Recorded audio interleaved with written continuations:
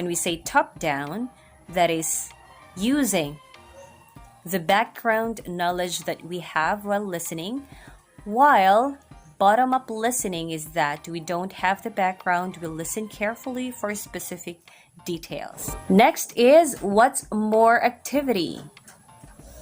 What should it be activity? Directions: determine the listening strategy to be used in the given situation. Write TD if top-down listening strategy should be used, and BU if bottom-up listening strategy. So this is a bonus activity. Why? Because answers are found at the end of the sentences from number 1 up to number 5. What we will do for additional learning is that we are going to explain one bottom-up listening strategy and one top-down listening strategy. So shall we have number 1? The answer is found at the end of the sentence. It's bottom-up listening strategy. Berlin was carefully listening on the lyrics of a song she heard for the first time, so she would be able to write an interpretation of what the song is all about. So this is a bottom-up listening strategy. Why?